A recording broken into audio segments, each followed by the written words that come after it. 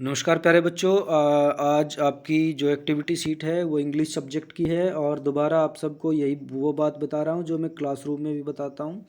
तो जो बच्चे सिर्फ आंसर्स लिखने के लिए इनको देख रहे हैं तो बेटा देखने की बिल्कुल ज़रूरत नहीं है। जो बच्चे ये सोच रहे हैं कि मैं आंसर लिख लूँगा और फिर मैं पास हो जाऊँगा तो उनको बिल्कुल परेशान होने की ज़रूरत नहीं है। कोई भी फेल नहीं होगा बेटा। टू बी वेरी क्लियर, आप ध्यान से समझ ले, आप में से कोई भी फेल नहीं होने वाला है। तो इन एक्टिविटी जो ये हैं आपको हम ये किस लिए भेज रहे हैं? हम भेज रहे हैं आपकी अंडरस्टैंडिंग को अच्छा करने के लिए, पास या फेल करने के लिए नहीं भेज रहे। जो बच्चा ये एक्टिविटी सीट पूरी करके, मतलब इनके जो आंसर्स हैं लास्ट में जो एक्टिविटी दे दी जाती है सिंपल सी, इनको करके भेज रहे हैं तो इसका मतलब ये नहीं है कि वो पास होंगे और सब फेल हो जाएंगे। पास सभी होंगे बेटा। अब ये हम इसलिए भेज रहे हैं कि आपकी बेसिक नॉलेज बढ़े। जो बच्चे अच्छे से पढ़ना चाहते हैं उनके लिए ये बहुत ज़रूरी है कि वो पूरा समझे जो भी हम आपको बता रहे हैं। तो आप बेटा पूरा समझने का प्रयास करें अगर आप अच्छे बच्चे हैं और सही से पढ़ना चाहते हैं तो। और सिर्फ आप ये चाहते हैं कि मैं लास्ट में जाके आंसर देख करके जो सर आंसर बता रहे हैं वो लिख लूँ और फिर मेरा काम ख़त्म, तो बिल्कुल आपको परेशान होने की ज़रूरत नहीं है बेटा। फिर बिल्कुल आप इसके लिए परेशान बिल्कुल भी ना हो और आप आराम से रहें। पास आप ऐसे भी हो जाएंगे, लेकिन आपको समस्याएं क्या होंगी? समस्याएं आने वाली कक्षाओं में होंगी। फिर आपको कुछ भी वहाँ समझ में नहीं आएगा आने वाले सिलेबस में, यदि आप इन चीज़ों को नहीं समझते हैं सही से ढंग से। तो देखिए बेटा, जो बच्चे सही से पढ़ना चाहते हैं मैं उनके लिए ये एक्टिविटी सीट बना करके भेजता हूँ और वही बच्चे इनको पूरा देखें। देखो आपकी इंग्लिश सब्जेक्ट की है, इसमें आपको एक स्टोरी दी गई है। Hello children, let's read another story, a bundle of sticks. Story का टाइटल क्या है? Bundle of sticks. ये है, ये स्टिक्स हैं, है ना? ये क्या है? ये लकड़ी है या छड़ी है और उनका एक बंडल है, उनको एक साथ बांधा गया है, तो ये है टाइटल। अब रीडिंग इंस्ट्रक्शंस आपके लिए हैं कि let your voice reflect the tone of the story और the personalities of the characters. आप जब इसको पढ़ रहे हैं तो आप जब पढ़ें तो वो टोन ऐसी हो आपकी पढ़ने की कि वो क्या करे, जो स्टोरी है स्टोरी को रिफ्लेक्ट करे और स्टोरी में जो भी पर्सनैलिटीज हैं और जो यहाँ पर जो कैरेक्टर्स हैं, है ना, जितने कैरेक्टर्स हैं उनकी जो पर्सनैलिटी है उसको वो रिफ्लेक्ट करे। ऐसे आपने इसको पढ़ना है। दूसरी इंस्ट्रक्शन है डोंट रीड टू फास्ट। आपने इसको बहुत जल्दी जल्दी नहीं पढ़ना है। तीसरा है वेरी योर पेस। आपका जो पेस है ना, जो गति है पढ़ने की, उसमें भिन्नता होनी चाहिए। So you can pause for emphasis, है ना, ताकि कहीं पर जोर देने के लिए आप रुक भी सकें। वो आपको भिन्नता होनी चाहिए। आपने एक गति में नहीं पढ़ना है, अलग अलग गति में इसको पढ़ना है। अब स्टोरी ध्यान से देखिए। Farmers in A village near river Yamuna. Farmers है ना, किसान, कहाँ? एक गांव में।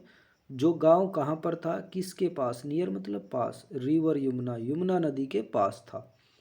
ठीक है। वर facing a problem with the crop in their fields. वो क्या कर रहे थे? फेस करना मतलब मैंने आपको पिछली इंग्लिश की वर्कशीट में बताया था, सामना करना। वो सामना कर रहे थे किसका? एक समस्या का। वो समस्या क्या थी? उनकी जो फसल थी, crop, with the crop in their fields. उनकी जो फसल थी उनके खेतों में, उसकी उसमें समस्या का वो सामना कर रहे थे। कौन सी समस्या? The crop was getting poorer. उनकी जो फसल थी वो क्या हो रही थी? हर बारी कम हो रही थी और कम हो रही थी और कम हो रही थी। ठीक है, पैदावार अच्छी नहीं हो रही थी।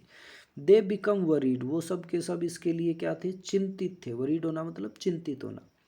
एवरी डे, अब हर रोज, they would think of a new solution for their own fields only. अब प्रतिदिन वो क्या सोचते हैं? एक नया सॉल्यूशन, एक नया समाधान। For their own fields only, किसके लिए? ऑन फील्ड्स मतलब सिर्फ अपने खेत के लिए। ठीक है, सब अपने अपने खेत के लिए सॉल्यूशन ढूंढ रहे हैं। वो क्या कर रहे हैं? They did not speak to each other. वो एक दूसरे से बात नहीं करते। ठीक है, और कंसल्ट ईच अदर, और एक दूसरे से किसी प्रकार का कोई विचार विमर्श, है ना, एक दूसरे से कोई बात, मतलब आपस में वो बात नहीं करते थे कि हमारी फसल कमज़ोर हो रही है तो हमने इसका क्या समाधान करना चाहिए। हमारी फसल अगर कम हो रही है तो हमने क्या समाधान करना चाहिए। One tried putting up putting up है। अब ये देखो, ये क्या है? इसको कहते हैं स्केयर क्रो। क्या कहते हैं? Square crow. स्केयर क्रो मतलब पुतला जो होता है ना, जो खेत में लगा देते हैं इस तरह का, उसको स्केयर क्रो कहते हैं, याद रखें। इन हिज फील्ड्स, एक ने तो क्या किया, अपने खेत में ये लगा दिया था, ठीक है। अनोदर यूज्ड मैनर, दूसरे ने क्या किया था, दूसरे ने मैन्योर, मैन्योर मतलब खाद, इसका मतलब क्या होता है बेटा हिंदी में, खाद होता है ना जो खेत में डालते हैं पैदावार बढ़ाने के लिए, एक ने इस चीज़ का यूज किया। द अदर स्टार्टेड, और दूसरों ने क्या किया था, watching there fields day and night, वो दिन रात अपने खेत की देखभाल कर रहे थे, है ना, एक तरह से उसको अपने खेत में जा कर के अपने खेत की पूरी तरह से देखभाल वो कर रहे थे। There were very little improvement, अब इस सब से क्या हुआ था, there was very little improvement, इस सब से इम्प्रूवमेंट जो हुआ था वेरी लिटल, वेरी लिटल मतलब बहुत कम, बहुत कम सुधार इन कामों से हुआ जो उन्होंने किए। अब क्या होता है, सो द विलेज हेड, जो विलेज हेड है, विलेज हेड क्या होता है, गांव का जो मुखिया होता है, village head called a meeting of the farmers, उसने जो फार्मर्स थे, जो किसान थे, उनकी एक मीटिंग बुलाई। He gave them A bundle of sticks, उनको क्या दिया, एक बंडल ऑफ स्टिक्स, ठीक है, ये इस तरह का जो हमने शुरू से पढ़ा था, है ना, लकड़ियों का एक गट्ठा दिया, और क्या कहा, and ask them to break it, उनको क्या कहा कि इसको तोड़ो। दे ट्राइड हार्ड, उन्होंने बहुत ज़्यादा मेहनत की, ठीक है, बहुत ज़्यादा कोशिश की, बट कुड नॉट सक्सीड, लेकिन वो कामयाब नहीं, ठीक है, कामयाब क्यों नहीं हो सके, वो उसको तोड़ नहीं सके, क्यों नहीं तोड़ सके, क्योंकि सभी लकड़ियां एक साथ बंधी हुई हैं, तो उसका क्या हो रखा है, लकड़ियों का एक बंडल है, इसलिए वो टूट नहीं रहा। द विलेज हेड सेड, अब विलेज हेड ने, गांव के मुखिया ने उनको क्या कहा, टुगेदर, टुगेदर का मतलब होता है एक साथ, यू आर स्ट्रोंगर, अगर आप एक साथ हैं तो आप क्या हैं, मजबूत हैं, एंड वर्क बेटर, और आप अच्छा काम कर सकते हैं, बहुत अच्छा काम कर सकते हैं, देन यू डू अलोन, ठीक है, और किसकी बजाय, अकेले की बजाय, यदि हम अकेले काम कर रहे हैं तो हम उतना अच्छा नहीं कर पाएंगे, लेकिन हम एक साथ काम कर रहे हैं तो हम बहुत अच्छा काम कर सकते हैं अकेले की बजाय। द फार्मर्स अंडरस्टूड, अब किसान जो थे वो इस बात को समझ चुके थे, वट द विलेज हेड, की गांव का जो मुखिया है, वाज सेइंग, जो कह रहा था वो उसकी बात को समझ चुके थे। दे बिकम यूनाइटेड, अब वो यूनाइटेड मतलब इकट्ठे, एक साथ, अब वो सब एक साथ हो गए, and took turns in guarding the fields, है ना, गार्ड करना मतलब उसकी देखभाल करना, मतलब उसकी जो रक्षा करना, ठीक है।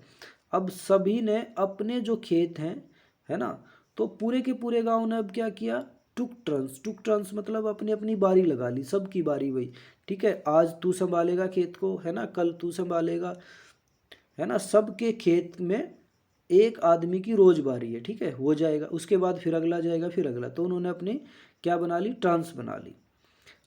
दे गोट मैन्योर, है ना, मैंने आपको ऊपर बताया था मैन्योर मतलब खाद, इन ए लार्ज क्वांटिटी, उन्होंने बहुत बड़ी मात्रा में क्या खरीदा, खाद ले लिया, so that the cost become less for everyone, अब उन्होंने इतनी ज़्यादा मात्रा में लिया तो उनको सस्ता मिलेगा, किसी सामान को हम बहुत ज़्यादा खरीदते हैं तो हमें सस्ता मिलता है, सब ने एक साथ मिलके खरीदा तो सबको उसकी जो कॉस्ट, उसकी जो लागत है वो कितनी आई, कम आई, बहुत ज़्यादा।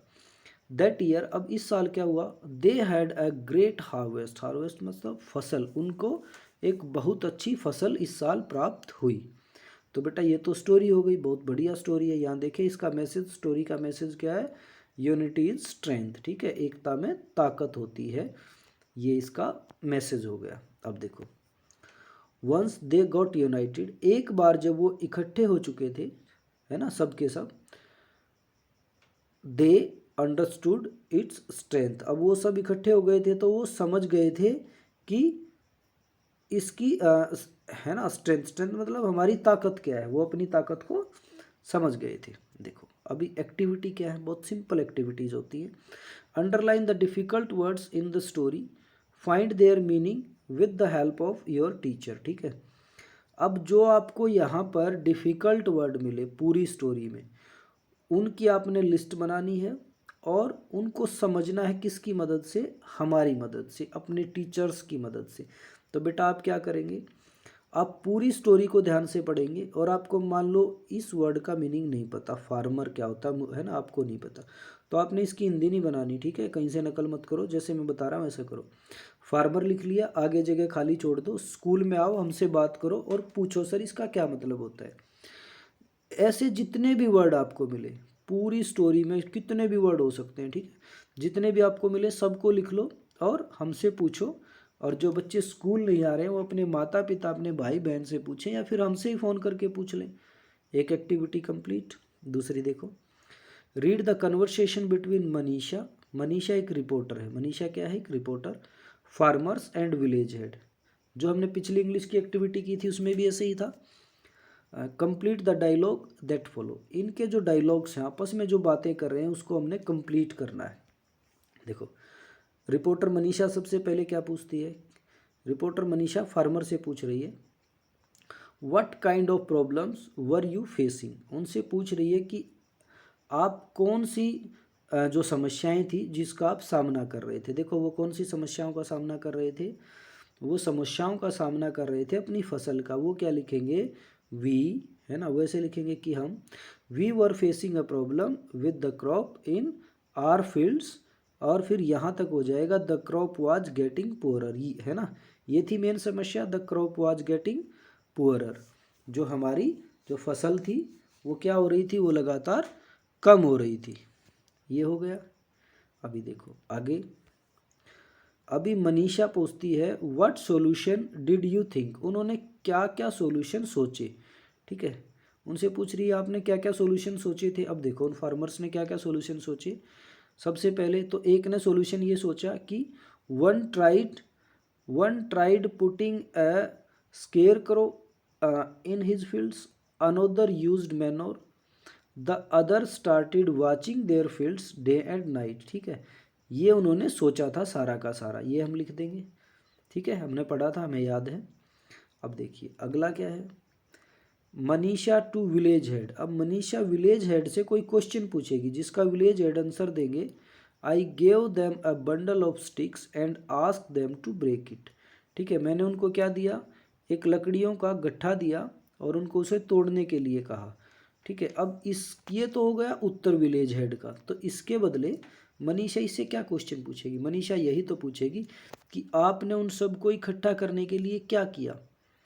सब अपना अपना काम अलग अलग कर रहे थे, तो आपने सबको इकट्ठा करने के लिए क्या किया? तो क्या क्वेश्चन होगा? What did you do. यही तो क्वेश्चन होगा कि आपने क्या किया। What did you do to unite them. ठीक है, उनको इकट्ठा करने के लिए आपने क्या किया, यही तो क्वेश्चन होगा। ये क्वेश्चन हो गया, उसने उसका आंसर दे दिया, आसान। अब देखो लास्ट, मनीषा क्वेश्चन कर रही है, what did you learn from this experiment. ये क्वेश्चन किससे? फार्मर से।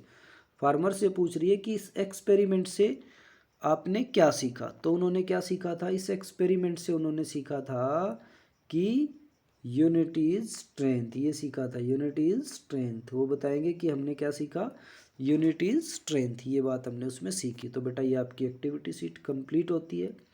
दोबारा बताता हूँ, जैसे मैं करा रहा हूँ आप बिल्कुल ऐसे ही करें, उसमें ही आपका फ़ायदा है बेटा। और जो भी आपको समस्याएं आती हैं स्कूल में पूछें या फ़ोन करके पूछें, लेकिन ईमानदारी से अपना काम करें बेटा। Thank you.